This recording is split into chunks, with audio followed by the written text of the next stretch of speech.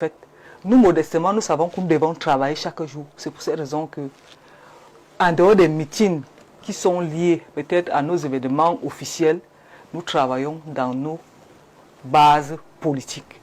Justement, le second thème est affiché, et je commence par vous, justement, Madame Bengono. On accuse le RDPC de tout mettre en œuvre pour vouloir banaliser la mobilisation de Paris. Pourquoi chercher à banaliser cela? Rassembler quand même, les chiffres varient d'une source à une autre, mais autant de personnes. Pourquoi voulez-vous banaliser cela? En indiquant que ce serait un regroupement, que ce n'est pas une mobilisation qui peut être impactante, qui a des badauds qui passent par là. Moi, je prends un exemple bête. Monsieur Bonaï va voter au Cameroun? Non, il a une nationalité américaine. Voilà, ils sont nombreux comme ça. Pourquoi pensez-vous que c'est si intéressant pour nous de regarder ce qui se passe là-bas? Ça se joue ici. Le plus important, ce n'est pas déjà déclarer sa candidature. Il faut faire acte de candidature avec tout ce qui va avec. Maintenant, le Conseil électoral en premier ressort va trancher. Et le Conseil constitutionnel, si au cas où il y aurait un problème, va solder. Pourquoi pensez-vous que c'est si important? Pour nous, c'est un non-événement. Mais de voir de Camerounais s'exprimer ou exprimer leurs ressentis. En dehors des discours tendancieux qui ont peut-être retenu notre attention, parce que quand un responsable politique dit que je m'engage à assurer la sécurité du président et de sa famille, quel est le message subliminal qu'il y a derrière? Quel est l'implicite? Peut-être qu'il me dit qu'au cas où il est battu aux élections, non, implicitement le président sera sécurisé avec sa famille et les autres. La loi, la constitution camerounaise apporte la garantie, la sécurité au président, que ce soit un ancien président ou au président. On n'a pas besoin de ça et ce n'est pas la première fois. Quel est ce discours? La dernière fois, avant, c'était même ici, c'était dans une chaîne de télévision ici au Cameroun. Il disait qu'on va tout détruire, les survivants vont rester reconstruits. Là, vous êtes sur le propos. Maintenant, sur les choses vues. Si vous avez 40 000 personnes qui sont mobilisées, même si les 40 000 ne vont pas aux urnes, mais il y a un message qu'il faut pouvoir lire. Vous n'allez pas me cantonner à la périphérie. Moi, ce qui est important, c'est le fond du discours. Peut-être a-t-il réuni ces gens pour leur faire passer ces messages de 50 morts, 50 personnes dont à sacrifier, dont il aurait besoin pour arriver à étudier. Il y a tellement de choses, c'est ça qui nous intéresse. Et c'est ce discours surprenant. En même temps, on dit que oui, à Paris, mais moi j'ai vu des vidéos où les gars étaient gazés. Et il y en a qui disaient, mais on est dans la dictature, on ne nous gazait pas. Ça veut dire que, en quelque sorte, quel que soit le lieu où on se trouve, les lois sont faites pour encadrer toutes choses. D'accord. Bonsoir Jean-Jacques, je vous assure que le RDPC laisse les Camerounais voter librement et surveiller leur vote. Maurice Kamto est capable de battre seul le RDPC. Les Camerounais sont déjà fatigués de ces gens qui nous gouvernent depuis belle lurette. C'est Ondoa depuis Douala qui envoie ce message. Bonsoir, vraiment soyons sérieux. Je voudrais qu'on me dise si les 100 000 jeunes réunis dans le Grand Nord avaient des cartes électorales. Le RDPC a réuni 100 000 jeunes dans le Nord. Quel était le but? Ok, alors on a tous vu les 100 000 jeunes. What a shame! Toujours les mêmes histoires, Stéphane, depuis Malte. Ah, je vois le numéro qui n'est pas très régulier. Bonsoir Jean-Jacques, il y a tous vos panélistes. Je voudrais participer à votre émission en disant ceci aux politiciens, de mieux comprendre ce que c'est que la communication politique. La communication politique est l'ensemble, est essentielle pour plusieurs raisons. Elle permet aux acteurs politiques de faire connaître leurs idées et leurs projets au public. Elle contribue à la construction de l'identité politique et de la légitimation des pouvoirs. Elle joue un rôle important dans la démocratie en permettant aux citoyens de s'exprimer et de participer à la vie politique. Elle peut être utilisée à des fins positives, sensibiliser le public à des enjeux importants, ou négatifs dans la manipulation de l'opinion politique. Armand, depuis Dubaï, on salue les Camerounais de Dubaï qui suivent ce programme et qui amorce là une question, et qui reste dans une question sur ce qui s'est passé à Paris. Est-ce que c'est à banaliser, M. Momo? Pour moi et pour nous, ce n'est pas banalisé. Pourquoi? Parce que si quelqu'un a pu réunir autant de personnes, si bien la majorité ne sont pas des votants, mais je voulais quand même retenir que selon la Banque mondiale en 2021, les Camerounais diaspora on fait des transferts de 221 milliards au Cameroun. Et ce qui voudrait dire que même s'ils ne votent pas, ils peuvent influencer des gens au Cameroun. Donc, allez, quoi, les gens à qui ils envoient de l'argent, sont oui. obligés de suivre. Oui, mais si je te nourris, tu dois. Voilà, si tu ne fais pas ça, tu t'envoies plus rien et voilà. C'est la politique du ventre. Oui, mais d'ailleurs, c'est ce qui est en train de se passer. Est-ce que c'est toute la diaspora qui était là-bas? Maintenant, il y a un sujet sur lequel je voudrais revenir. Il ne faudrait pas qu'on avance. Concernant l'opposition en soi. On parle de la coalition à chaque fois. Très rapidement. Très rapidement, oui, on est déjà. Je voudrais rappeler cela à mon frère. Mais on a un problème, nous, à la coalition, nous, à l'opposition. Il y a des gens qui vous disent changement, mais uniquement avec moi. Si ce n'est pas moi, le leader du changement, mais on laisse pas bien là-bas. Je pense que nous, à l'opposition, on doit résoudre ce problème. Complexe du Messie. Oui, s'il y a changement, ça doit passer par moi, par le président Djamène Dapa. Alors, si ce n'est pas lui, on laisse Paul Biya. Ou ça doit passer par le président du MRC ou celui du SDF. C'est ce qui se passe actuellement parce qu'on l'a connu par le passé. Il y a encore cette situation maintenant. Et y étant, ce n'est pas ouvertement dit, mais je lis cela. D'accord. Alors pour revenir au meeting de Paris, faut-il banaliser cela comme certains le font? C'est un ça, oui, bien sûr, bien sûr. Moi, tout en rappelant la réalisation que par certains, ce n'est pas à PR que le nom du parti ne vous embrouille pas. Faut reformuler exactement le thème tel qu'il a été. Oui, je suis en train de dire que je ne banalise pas. Réunir autant de personnes, je ne peux pas banaliser parce que ce n'est pas... Même si je le dis, comme la dame l'a dit, beaucoup viennent d'ailleurs. On peut aussi bien dire qu'il y avait des Camerounais, des Africains en général. Mais je l'ai dit d'entrée que peut-être c'est parce qu'on n'arrive pas à organiser des meetings au Cameroun que peut-être lui, il s'en va faire ailleurs. Mais nous, quand même, à part, on l'organise au Cameroun. Donc, s'il a fait son choix, ça l'engage. Ça engage le MRC de choisir là où il va faire son meeting. Donc, moi, en tant que militant de la part, je me concentre sur les meetings de la part et le MRC fait ses meetings. Vous n'allez pas faire un meeting à Paris aussi? Pour l'instant, on se concentre sur le Cameroun parce que la majorité des votants sont ici au Cameroun. Il y a quand même 26 000 votants dans la diaspora. Sur 3 millions, sur 7 millions d'inscrits. On a scruté un tour. Oui, mais c'est ce que je suis en train de dire. On peut faire la différence. Je suis en train de dire que c'est quand même sur 7 millions d'inscrits. Donc la part n'ira pas là-bas. On n'a pas dit qu'on va y aller si on le veut, mais ce n'est pas une priorité pour le moment. Et surtout que 26 000, ce n'est pas en France. C'est sur l'ensemble de la diaspora, y compris le Gabon, y compris le Sénégal, tous les Camerounais qui sont... vous comprenez que la part qui est née il y a 5 ans, si on a pu réunir quand même 600, 700 000 personnes en Gaoundéré, bon, il est vrai qu'on va me dire, est-ce que c'était des inscrits ou ils avaient des cartes d'électeurs? Ça veut dire que même le RDPC a mobilisé 100 000 personnes qui avaient des jeunes là-bas. Est-ce qu'ils avaient les cartes?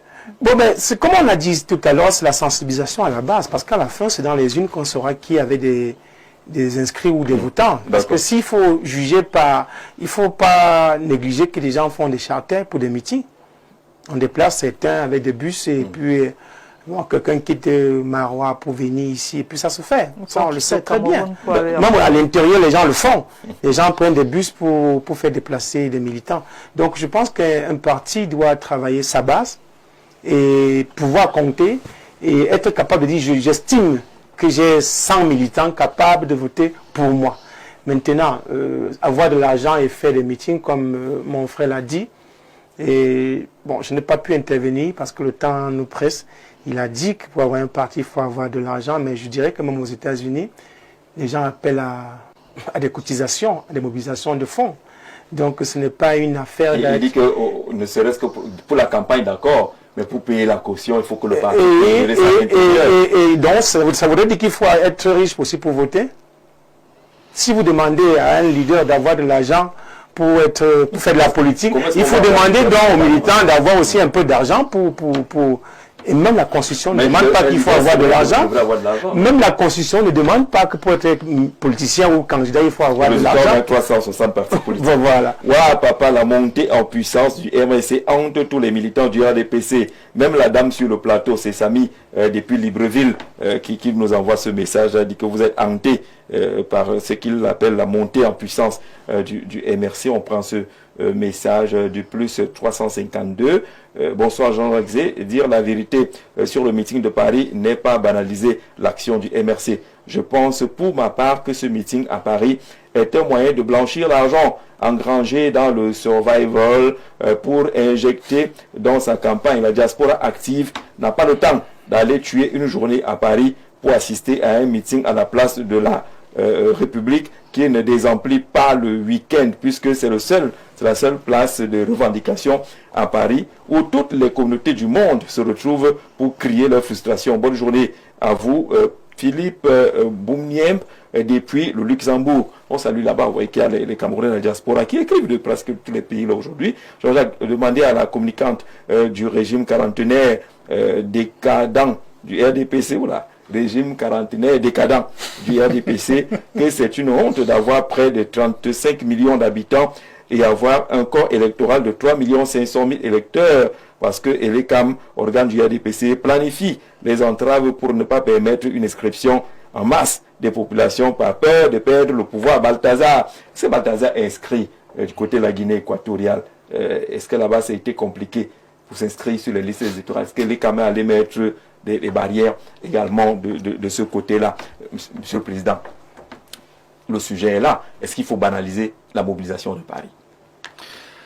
Jean-Jacques Zé, il faut comprendre une chose. Il y a de cela au moins peut-être 7 ans, j'ai organisé une conférence de presse ici à Yaoundé pour expliquer la nécessité, n'est-ce pas, d'avoir une double nationalité. Pourquoi? Parce que nous avons des compatriotes qui sont à l'étranger, qui veulent revenir au Cameroun. Mais la loi ne les permet pas. Donc, la loi ne permet pas de revenir au Cameroun. La loi. Comment cela? Je parle de double nationalité. De voter, par exemple. Non, ils reviennent. Non, écoutez. Ce n'est pas que la loi interdit de revenir. Je suis en train de parler français. La double nationalité. Je suis sur la double nationalité. Oui. Ils n'ont pas cette capacité d'avoir la double nationalité. Oui. Et pour venir au Cameroun et d'intégrer dans la société camerounaise et pour participer dans les élections comme ça, il faut avoir une nationalité camerounaise. Oui. Voilà. Là, c'est un peu plus clair. Voilà. Donc, pour moi, cette mobilisation à Paris démontre cet engouement. Donc, on ne peut pas banaliser, n'est-ce pas, les chagrins des Camerounais, nos compatriotes, qui souhaitent avoir une atmosphère au Cameroun qui les permette de s'intégrer sur la vie politique. Donc, ce sont les choses comme ça qui frustrent les gens souvent.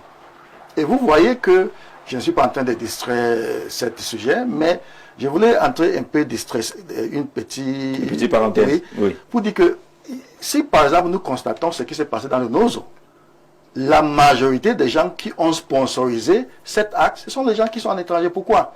Parce qu'ils sont frustrés à cause de certaines choses. Ils financent le terrorisme. Écoutez, le terrorisme. C'est ça? Incroyable. Laissez-moi expliquer. On vous relance pour que ce soit clair. Non, je suis en train de dire ceci. Oui. La frustration peut amener les gens à poser certains actes. Je suis en train de donner l'exemple de la frustration. Je ne suis pas en train de cautionner, n'est-ce pas, cet acte, n'est-ce pas, de sponsoriser la tuerie. Mais le meilleur acte à poser lorsqu'elle est frustrée, c'est de voter pour quelqu'un d'autre. De faire partir ce qui crée ses frustrations. On ne peut pas banaliser l'engouement des Camerounais qui souhaitent entrer dans le jeu politique. Parce qu'à Paris, c'était un rassemblement politique. Donc si les gens sont venus là-bas, ils ne sont pas venus pour le pain et les sardines, ils sont venus pour écouter un message politique. Donc, on ne peut pas continuer à avoir ce genre de messages, n'est-ce pas, à vouloir faire en sorte que, par exemple, mon frère a dit tout à l'heure, que, c'est-à-dire le retour au Cameroun de cette diaspora, en termes financiers, c'est au-delà de 21 milliards. 221 milliards. On ne peut pas... Mais sauf que quand on fait la classification des retours de la diaspora camerounaise n'est pas bien classée. Et on se rend compte que c'est généralement les frais de jouissance. Non, les mariages, les anniversaires, les deuils et autres. Oui, mais en fait, la réalité est qu'ils sont en train de soutenir. On est d'accord. Voilà. Donc, c'est pour cela que je suis en train de dire ceci. On ne doit pas continuer à maintenir ce genre de discours pour faire en sorte que les Camerounais qui sont dans la diaspora aient ce sentiment qu'ils ne font pas partie de ce qui se passe au Cameroun. C'est tellement dangereux. Donc, il faut faire attention. Deuxièmement, il faut comprendre que, en ce qui concerne cette mobilisation, nous avons aussi le jugement international en ce qui se passe dans le Cameroun. Donc, il ne faut pas penser que parce que nous sommes des Camerounais, on va aller dans les élections, c'est seulement les Camerounais qui vont décider. Bien vrai, c'est les Camerounais qui vont aller voter, mais il y a aussi l'opinion internationale. Vous cherchez un adoubement de l'opinion internationale, c'est ça?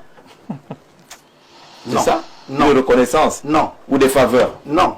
Ah, d'accord. Pourquoi? Parce que, même si on veut ou pas, nous sommes dans un contexte international. Le Cameroun n'est pas isolé dans un Son monde... cas et Joma Faye ne sont pas allés faire le meeting à Paris. Hein. À elle-même. Okay? Ils ont gagné Donc, au Sénégal. c'est pour cela que l'opinion internationale regarde tout ce qui se passe. Donc, je pense que si... Mais si l'opinion internationale regarde et dit que voilà 40 000 personnes qui sont mobilisées, et qu'en 2018, tout l'ensemble de la diaspora n'a voté qu'à 9 000 personnes, l'opinion internationale comprendra aussi que ça c'est la diversion. Ce n'est pas seulement, je suis en train de dire ceci, ce n'est pas seulement le vote qui vont déterminer l'impression de certaines élections dans le monde. Je pense que même dans tout le monde entier, chaque élection dans le monde entier est jugée à deux faces, d'une manière nationale, d'une manière internationale. Donc, l'opinion internationale, par exemple, regarde un peu cette élection de Barack Obama en 2008. Avant cela, Obama est parti en Allemagne. La foule que Obama a traînée en Allemagne a donné une autre impression aux Américains. Et c'est ça qui a poussé l'impact psychologique. Ce que vous faites à l'extérieur impacte aussi à l'intérieur. Donc on ne peut pas continuer à faire comme si les autres ne valent pas et nous pouvons faire ou bien... Dans le discours de ça se passe ici ne compte Monsieur pas. Jean-Jacques, une parenthèse. Je voudrais qu'on reste dans le politique. Je ne veux pas que vous puissiez conclure tout ce que je viens de dire avec cette phrase. D'accord. Parce que demain, même vous les journalistes, ils vont commencer à utiliser cette phrase pour essayer de banaliser aussi. Je veux dire c'est l'opinion, c'est qu'une partie de l'opinion dit que vraiment ça se passe ici, il faut revenir ici. Vous n'êtes pas ce sont les chansons que les gens ont chantées au Cameroun. Mais il faut comprendre ce que je suis en train de dire, c'est une réalité. Et on ne doit pas faire comme si... vous notez dans l'impact psychologique, est-ce que ça compte? Je prenais une parenthèse pour dire ceci. Nous sommes dans la politique, nous parlons politique. Il n'est pas question de parler de la diaspora. Et tout à l'heure, j'ai évoqué. Et on a trouvé une foultitude de personnes d'origine africaine. Ça peut être monsieur tout le monde. Oui, si c'est bien d'aller là où on vous applaudit, c'est bien. Personne n'a jamais dit que la diaspora ne compte pas. Mais est-ce que c'est toute la diaspora camerounaise qui était là-bas? Je doute fort. Donc, lorsqu'on parle politique, nous parlons politique, nous disons en tant que plus-value politique. En ce qui nous concerne, c'est un non-événement. C'est un non-événement, vous le dites. Rebonsoir à vous en studio. Le meeting de Paris peut impacter de façon indirecte. Aujourd'hui, on peut dire que toutes les familles ont au moins un représentant à la diaspora. Donc on ne peut pas balayer cela du revers de la main. On ne sait jamais là où la poule pisse. C'est monsieur le fiscaliste comptable Vincent Atiba depuis Yaoundé au quartier Mvan. Peut-être pour dire comme M. Momo indiquait tout à l'heure qu'attention, ces gens-là nourrissent beaucoup de familles au Cameroun et que leur choix conditionne les choix également de ceux qui vivent à travers le transfert. Ça aussi, c'est une lecture à faire? C'est une lecture à faire, mais je vais commencer par dire que on a l'air d'être hors sujet au Cameroun. L'objectif d'un meeting n'est pas de regrouper ces militants. Au contraire, l'objectif d'un meeting, c'est même de regrouper les non-militants de ton parti politique parce que ça participe à ce qu'on appelle le marketing politique. C'est une sorte de prospection politique. Donc on n'organise pas un meeting parce qu'on voudrait que tous ces militants soient présents à son meeting. Non, on organise un meeting politique pour se vendre. Et pour se vendre, on n'a pas besoin de se vendre auprès de ceux qui sont déjà avec nous. On se vend auprès de ceux qui ne sont pas encore avec nous. Donc c'est pour vous dire que analyser sur ce prisme, c'est un succès. on peut tout dire du MSC, mais c'est un succès. Parce que si vous arrivez à mobiliser les gens qui ne sont pas avec vous, pour qu'ils vous écoutent, c'est un succès. Parce qu'à partir du fait qu'ils vous aient écouté, peut-être ils ne savaient même pas encore qu'ils allaient voter, ils étaient indécis, ils partent réfléchir. Même celui qui avait déjà quelqu'un qu'il allait voter sur le plan psychologique, le fait de voir une telle foule, il peut penser qu'en réalité, qu'il est hors sujet, voilà le bon candidat. Et ça a l'impact psychologique. Oui. Donc, sur cet aspect-là, c'est un succès. Parce que plusieurs personnes ont regardé le meeting. Il n'était pas à Paris. Ça veut dire que quelqu'un pouvait être en Nanga et Boko. Il est impressionné par le meeting. Lui ne rentre pas dans les analyses politiques qu'on est en train de faire. Là, il dit que ça veut dire que peut-être c'est le bon candidat. Avec tout le monde que je vois à Paris là. Et lui ne va pas chercher à lire le projet de société. À partir de ce qu'il a vu, il est impacté. Donc c'est un succès, c'est une stratégie politique qu'il faut respecter.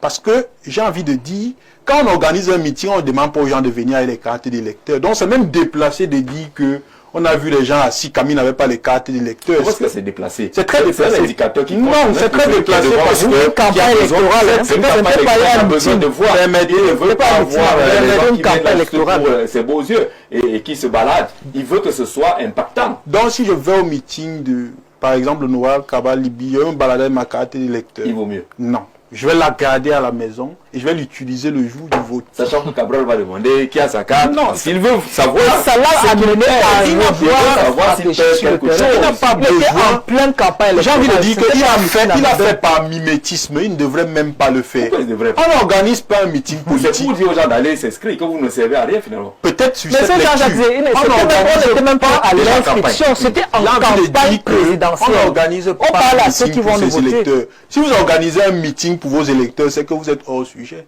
Ça veut dire qu'en réalité, appelez dans votre, j'ai envie de dire quoi, dans vos locaux, vous causez de votre projet de société, vous convoquez quelques journalistes et on publie ça à la paix. On organise un meeting pour les gens qui ne nous appartiennent pas. Mais c'est le même effet, non? Si le RDPC organise un meeting, il y a 12 000 personnes.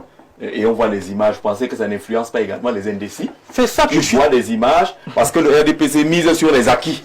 Là au moins on est sûr que voilà c'est qu'on peut. Je suis donc en train de dire que ce qui est vrai pour le MSC est vrai pour le RDPC. Ah d'accord. Donc il faut arrêter de banaliser ce qui s'est fait à Paris. C'était impressionnant. Et si ça s'est déjà fait en 2018, ça se reproduit en 2025. Sur le plan des chiffres, sur le plan comptable, on n'a pas vu un réel impact. Non, on ne peut pas dire qu'on n'a pas vu un réel impact. Si on ne s'arrête que sur le cas du MSC, avoir 14% à une élection, ce n'est pas donné. Il ne faut pas faire comme si c'est tout le monde qui parlait à une élection présidentielle et avoir 14%. Donc on ne peut pas dire qu'on n'a pas vu un impact sur le plan des lorsque chiffres. vous avez toute une diaspora, tous les Camerounais de l'étranger, il n'y a que 9 000 qui ont voté. Ça pose un véritable C'est le RDPC qui a gagné. Et c'est ça que Et les chiffres ont donné l'aurait vainqueur. Non, si vous voulez réunir les foules, j'ai envie de dire qu'il ne faudrait pas qu'on confonde le débat aujourd'hui. Ce n'est pas là que se pose le débat aujourd'hui. Le débat se pose sur le succès du meeting. Et il faut savoir que une victoire... Selon ton angle de succès, selon toi. Je vais arriver. Et il faut savoir que la conquête du pouvoir se construit. Ça veut dire que le meeting qui s'est tenu à Paris fait partie de la construction d'une victoire politique qui peut ne pas être en 2025. Parce qu'il ne faut pas simplement voir 2025. Ouais. Il y aura encore les élections en 2032, il y aura les élections législatives et municipales. Là, il ne faut pas, un parti politique ne travaille pas uniquement pour un événement précis. C'est même pour les événements futurs. Ça veut dire que si c'est un parti qui se projette, on peut commencer à construire ou à bâtir les victoires de 2032 à partir de ce meeting-là. C'est pour ça que je dis que sur tous les plans, c'est un succès. Si le PCRN organise aussi un tel meeting et que ça a un tel écho, ce sera un succès. Donc ce que je dis pour le MSC est vrai pour tous les partis politiques qui sont capables de mobiliser. Parce que qu'on le veuille ou pas, quand vous mobilisez, ça a un impact. Parce que je suis sûr qu'à partir de cette mobilisation, il a eu des sympathisants. Et un autre aspect qu'on oublie, c'est que la plupart des personnes qui étaient à ce meeting représentent une force de financement. Et pour faire une campagne électorale, on a besoin d'argent. Ça veut dire au moins qu'il faudrait qu'on soit d'accord que c'est au moins une source de... là peut constituer une bonne source. Il faudrait qu'on soit au moins d'accord que c'est une source de financement qu'il a mobilisé là-bas. Et c'est un acquis et un avantage. Ça lui garantit au moins qu'il il peut avoir les ressources financières nécessaires pour correctement organiser sa campagne si sa candidature était validée par le Conseil constitutionnel. Donc pour moi, j'ai envie de dire que on ne devrait pas banaliser ce meeting. Et aussi, il faut arrêter, je vais sortir par là, j'ai envie de dire quoi? De faire comme si on est des incultes politiques. C'est chacun qui choisit le ton de sa campagne. Je ne suis pas là pour défendre le professeur Maurice Kamto, mais je veux convoquer par exemple Donald Trump. Pendant sa campagne, il avait un ton dur. C'est chaque candidat qui choisit le ton de sa campagne. Et vous voulez justifier quoi? Je vais dire je vais expliquer que comme il est libre de choisir le ton, il est libre de parler des 50 morts du Sénégal, c'est ça? C'est chacun qui a interprété ça comme il veut. Vous savez que parfois Vous savez qu'on est en communication aussi. Je vais m'expliquer. Oui. Nous tous, on a fait les études en langue française. Vous savez qu'on peut vous donner une phrase, chacun donne son présupposé et son sous-entendu en fonction de ce qu'il ressent, en fonction de sa chapelle, en fonction de ses préférences, en fonction de... Je pourrais citer une kyrielle de choses. Oui. Donc en réalité, lui sait ce qu'il voulait dire. Il n'est pas responsable de notre compréhension. C'est pour ça que je ne vais pas me prêter à ce jeu. Lui sait ce qu'il voulait dire. Donc, je ne vais pas faire une interprétation. Lui sait ce qu'il voulait dire. C'est pour ça que j'ai pris le constant dans son discours. Le politique refuse de s'exprimer cette fois-ci et renvoie tout à lui seul. On sait que... Quand il disait que les survivants devaient le parce qu'en réalité, dans ce contexte, vous savez pourquoi je ne vais pas me prononcer. Passé au Sénégal et tout le monde a salué ce qui s'est passé. Et vous venez injecter le fait que peut-être qu'ils ont gagné les Joe Malfa et autres parce qu'il y a eu 50 morts. Je vais vous dire pourquoi je ne veux pas me prononcer. Parce qu'on est dans une société clivée. Quand vous vous prononcez, on vous colle étiquette. Vous avez peur d'être dans l'étiquette? Pas peur. Sur le politologue. Laissez-moi arriver, non? Laissez-moi arriver, Jean-Jacques. Je n'ai pas envie de me prononcer. Permettez. Je n'ai pas envie de me permettez. Je n'ai pas envie de me prononcer parce que nous sommes dans une société très clivée. Et vous avez remarqué que les analyses ou les interprétations de son discours dépendent des clivages. En réalité, ça dépend des clivages. Ceux qui disent aujourd'hui qu'ils convoquent 50 morts pour arriver à étudier ont une chapelle politique et une préférence. Ceux qui justifient ont une préférence, alors qu'en réalité, ce n'est qu'un discours. C'est là où je vais donc arriver, comme vous insistez. Ce n'est qu'un discours politique qui parfois ne reflète pas ce qu'on pense. Parce que les discours politiques sont circonstanciels parfois. Il faut faire très attention. Ça veut dire qu'en fonction de l'émotion et de la foule qui est en face de moi, oui, qui est un danger. Je peux dire quelque chose qui n'est même pas forcément... Un leader qui cède à l'émotion, c'est un danger. J'ai cité le cas de Donald Trump. Un leader qui dit clairement que on va détruire. Je pourrais citer une kyrielle de président. C'est un discours qu'est-ce qu'on appelle circonstanciel. Ce sont ceux qui ne sont pas morts. Il ne faut pas tenir compte des discours circonstanciels. On juge le maçon au pied du mur. Est-ce que Donald Trump applique tout ce qu'il a dit aujourd'hui? Les discours politiques en réalité, j'ai envie de dire que les discours, je ne suis pas sûr qu'il a convoqué les morts. Les discours politiques, il a toujours convoqué même la violence, Donald Trump. Oui. Voilà. Il s'est bien ciblé lorsqu'il en parle. Il a toujours convoqué. Et donc, là, on peut parler de 50 morts, comme de la violence, ça passe. Donc, je veux dire, on juge le maçon au pied du mur. J'ai envie de dire, moi, je ne tiens pas compte des discours circonstanciels. Ça, c'était un discours de circonstances qui s'apparente... Permettez. Ça, c'était du populisme circonstanciel. Ce n'était pas un discours politique. C'était du populisme circonstanciel. Et son populisme... C'est encore plus grave. Non, ce n'est pas grave. Un leader qui vient faire du populisme, là où on attend une vision sérieuse. Au début de son discours, peut-être vous ne me suivez même pas, au début de son discours, lui-même il a dit qu'il n'est pas venu faire campagne. Il est venu faire du populisme. Suivez bien le professeur Kamto au début. Moi, j'ai suivi le meeting. Il a dit qu'il va faire campagne au Cameroun, qu'il n'est pas venu faire la campagne. Donc il est venu faire son one-man show. Et son one-man show a réussi. Il peut avoir des dérapages. Ça dépend maintenant. Je dis ça dépend maintenant de là où on se retrouve. Moi je dis, il est venu faire son one-man show et son one-man show a réussi. Il a été clair au début de son propos. Il a dit, je ne suis pas venu faire une campagne. Il n'a même pas évoqué son projet de société. Il a dit, je vais dérouler ça au Cameroun. Et il a fait un discours essentiellement populiste. Et j'ai envie de vous dire que son populisme a fonctionné. Pourquoi? Parce qu'on a vu même les patrons de Mme Bengono faire des sorties le secrétaire général adjoint du comité central. Monsieur Menouga, quand on convoque les morts, c'est normal qu'un homme politique responsable dit que l'appelle à l'homme. il a réussi son Si pour vous, banaliser 50 morts qui sont convoqués par celui-là que vous appelez un homme politique, c'est dangereux. Si vous banalisez 50 morts, et lorsqu'on essaie de faire une rétrospection, ce même monsieur sur un plateau, lors d'une conférence de presse, a dit « Nous allons tout détruire. Les survivants vont reconstruire. » Les survivants sont ceux qui ne sont pas morts à la suite de quelque chose. C'est une continuité. Si vous choisissez de faire une fixation, d'avoir votre analyse biaisée, comme vous l'entendez, vous ne voulez pas bouger l'attention, est-ce qu'on a le droit de regarder le fond, puisqu'il y a quand même une forme? Monsieur Mounouga dit que sur le plan de la forme, la communication politique est réussie là-dessus et que les objectifs ont certainement été atteints. Maintenant, sur le plan du fond, c'est là où il y a peut-être également ces divergences, notamment sur le propos qu'il qualifie de populiste de Maurice Kamto, qui peut quand même avoir des choses à revoir sur ce propos-là, Monsieur le Président. Bon, en fait, je pense que je ne suis pas un porte-parole de professeur Maurice Kamto. Et je ne suis pas sûr si je suis bien placé, n'est-ce pas, pour essayer d'analyser le fond de son discours à Paris dernièrement. Et ceci dit, moi, je pense que, comme mon frère en face vient de dire, il m'arrive parfois, quand je suis devant la foule, il y a certaines choses, surtout du fait que Maurice Kamto n'avait pas écrit. Il faut écrire les discours aussi. Ce n'est pas nécessaire. Ce n'est pas nécessaire. Donc, vous voulez reconnaître que ça peut être un problème, le fait de ne pas écrire. Non, ce n'est pas ce que je suis en train de vous dire. Ah d'accord, redites alors. Jean-Jacques. Redites clairement. Tu es mon ami, mais tu me taquines là. Il faut comprendre une chose. Il y a des fois, n'est-ce pas, tu es confronté à certaines circonstances, tu n'as pas besoin d'écrire un discours. Pourquoi? Parce que les gens, parfois, ne veulent pas toujours la diplomatie, surtout les choses très, très organisées.